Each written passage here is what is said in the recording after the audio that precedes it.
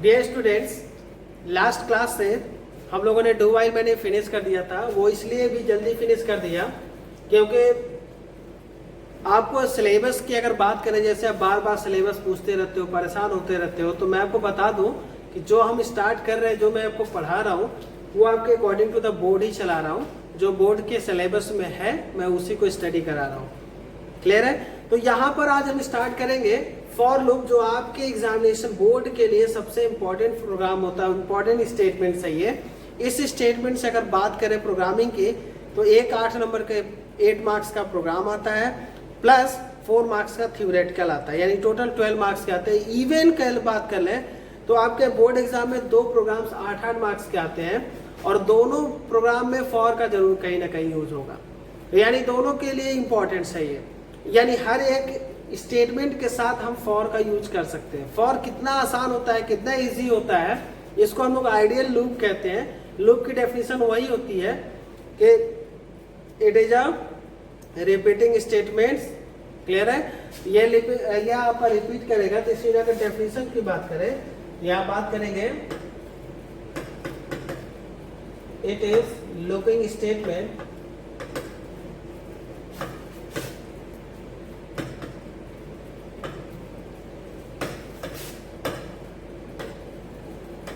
it's allow to repeat a certain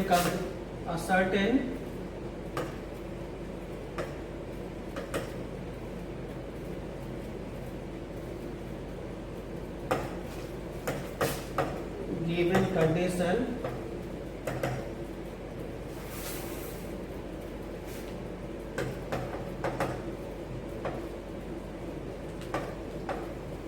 by the user। ठीक, यह loop होता है। अब it is also known as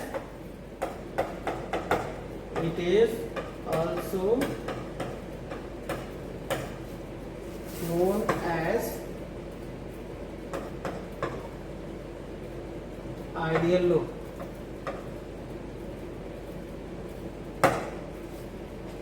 यहां पे देख लेंगे, ये आपका हो गया फॉर का डेफिनीशंस। बात करेंगे तो यह लूपिंग स्टेटमेंट्स होता है। लूपिंग स्टेटमेंट का 3rd पार्ट है, जिसमें हमने फर्स्ट पार्ट को स्टार्ट किया था व्हाइल स्टेटमेंट के साथ, सेकंड पार्ट हमने स्टडी किया डू व्हाइल के साथ, एंड थर्ड स्टेटमेंट स्टार्ट कर रहे हैं फॉर लूप के साथ। Then it is also to repeat a certain condition और गिवन कंडीशन, मतलब कोई एक सर्टेन कंडीशन होगा जिस तक ये रिपीट करेगा। ठीक है, जैसे व्हाइल और डू व्हाइल में करते हैं। फिर इसके बाद बाय द यूजर, जो यूजर देगा। फिर it is also known as the ideal loop. Ideal loop मतलब ये होता है कि यह सभी को आइडियल लूप इसलिए भी माना जाता है कि यह, जैसे आपने अभी तक व्हाइल में और डू व्हाइल में 3 स्टेटमेंट का यूज करते थे। एक आप यूज कर सकते इनिशियलाइजेशन का, जहाँ पे आई की वैल्यू या एन की वैल्यू डिक्लेयर करते थे, जैसे suppose i equal to 1। Clear है? इसको इनिशियलाइजिंग कहते हैं। यानी मैं आपको बता सकता हूं, दूसरा चीज जब आप व्हाइल में या फॉर में यूज करते थे, क्लियर है, जब आप उसमें यूज करते थे कंडीशन, जहां पे आप देते थे i less than equal to या greater than equal to something values, this is condition. And third जो आप यूज करते थे उसमें आप देते थे काउंटर, जिसकी वैल्यू को या तो वेरिएबल आई की वैल्यू या तो बढ़ा रहे होते हैं या तो घटा रहे थे, जो तीन लाइन में 3 लाइन्स में हम यूज करते थे। जबकि यहां पर आपको आइडियल लूप इसलिए कहा जाता है क्योंकि आइडियल लूप का मतलब ये होता है कि सभी स्टेटमेंट्स को एक सिंगल लाइन में रन कराना। ऐसे लूप को हम आइडियल लूप कहते हैं। देखते हैं, अगर बात करें the syntax of for loop of the following.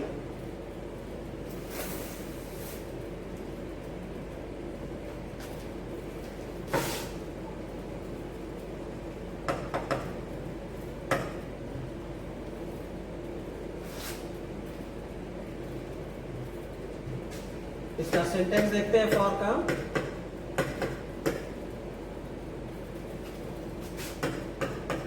For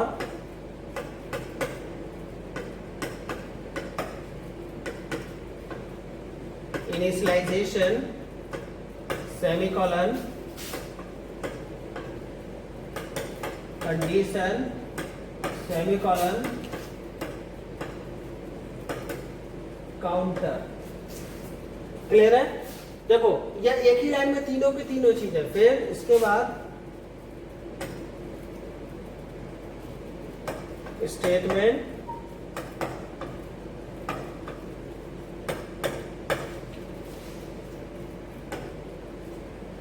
याद रखें, ये जो तीन आपके देख रहे हैं, अभी तक आप फॉर में डू वाइल में सभी चीज आप अलग अलग करते हो। देखो इनिशियलाइजेशन यहाँ पर फर्स्ट लाइन में ही है, देन सेमीकोलन यूज हुआ है, then condition, then semicolon and then counter. Counter means increment या decrement.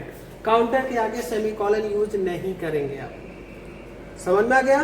And then statement. Statement का मतलब जो आप प्रिंटफ में प्रोग्राम को प्रिंट करा रहे हो, जो भी स्टेटमेंट प्रिंट करा रहे हो उसी स्टेटमेंट्स की बात हो रही है, उसको स्टेटमेंट्स कहते हैं। अब अगर हम इसमें छोटा सा एक एग्जांपल्स ले लें, यहां पर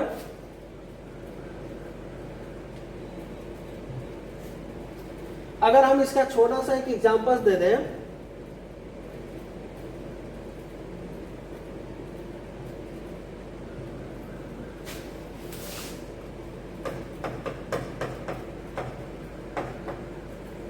अगर मान लीजिए फॉर के लूप में प्रोग्रामिंग चला रहे हैं, ठीक, तो for i equal to 1, i less than equal to 5, i plus plus,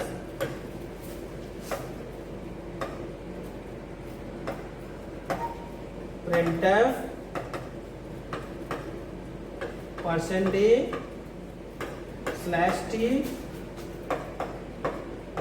i finish।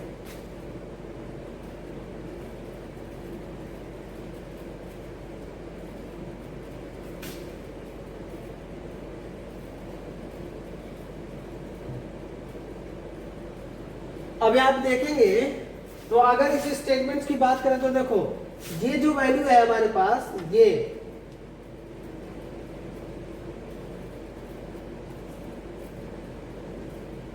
जो आप देख रहे हो ना, इसको हम लोग कहते हैं इनिशियलाइजेशन। क्या कहते हैं? इनिशियलाइजेशन, जहां पर हमने वेरिएबल को वैल्यू को इनिशियलाइज किया हुआ है, डिक्लेयर्ड किया हुआ है। Clear? And this is a condition for the user condition. यह प्रोग्राम दिया गया है, यह एक प्रोग्राम है कि जिसको 1 से लेकर 5 तक के नंबर्स को प्रिंट कराने का एक प्रोग्राम दिया गया है। ठीक है? तो प्रिंट कराने का जब प्रोग्राम दिया गया है तो इसका मतलब है कि 1 का लूप चला देंगे यहाँ पर, ठीक, और ये आपका कंडीशन हो गया। दूसरा चीज, इसी थर्ड वाले चीज को हम लोग जो कंडीशन में दिया गया इसको काउंटर कहते हैं। काउंटर हमेशा या तो प्लस प्लस होगा या तो माइनस माइनस होगा, यह हमेशा ध्यान रखेंगे। प्लस प्लस का मतलब होता है कि वैल्यू इंक्रीज कर रही होगी, माइनस माइनस का मतलब है कि वैल्यू डिक्रीज कर रही है, वैल्यू घट रही है।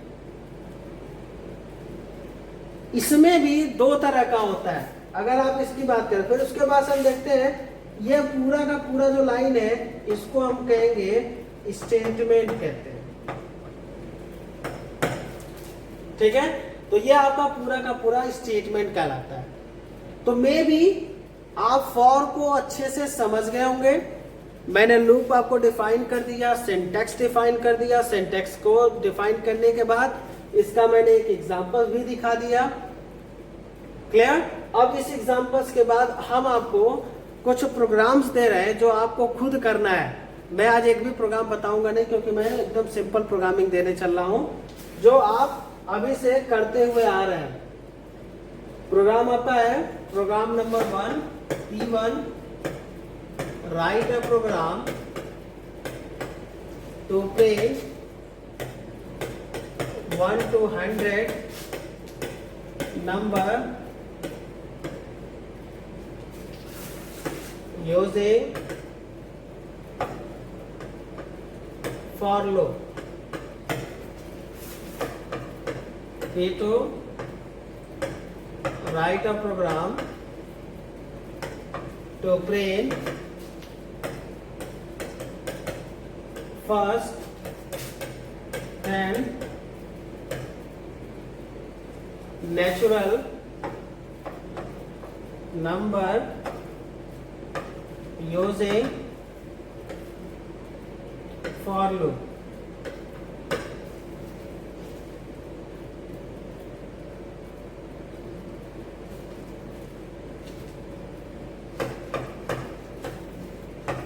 Write a program to print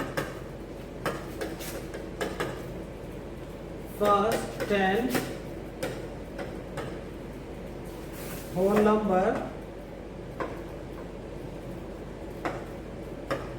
using for loop.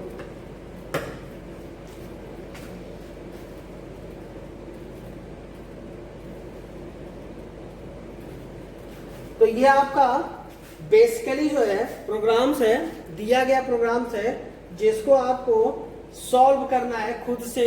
आज मैंने केवल एक एग्जांपल दिया हुआ है, उस एग्जांपल के बेस पे इसको आपको आज सॉल्यूशन देना है। इसको हम यहां पे लिख देते हैं क्लास वर्क। ठीक है, आप इस क्लास वर्क को पूरा कंप्लीट करेंगे और प्रोग्राम को आप हमारे पास सेंड करेंगे। क्लियर है? समझ गए होंगे। पूरा नोट्स आप अच्छे से बना लीजिएगा और देन इन 3 प्रोग्राम को आपको एक चीज ध्यान रखिएगा, सिंटैक्स के बाद जो मैंने एग्जांपल दिया वो लिखना अनिवार्य है। एग्जांपल लिखिएगा, नीचे फिर डालिएगा, देन आपको क्लास वर्क से P1 से आपको प्रोग्राम स्टार्ट करना। बट पहले आप डिकोडर ऐप पे रन करा लेंगे, फिर कॉपी पे लिखेंगे। अगर आपको डिकोडर ऐप पे रन कराने में दिक्कत होगी तो आप उस प्रॉब्लम्स को आप हमको शेयर करेंगे, देन मैं आपको रिप्लाई करूंगा।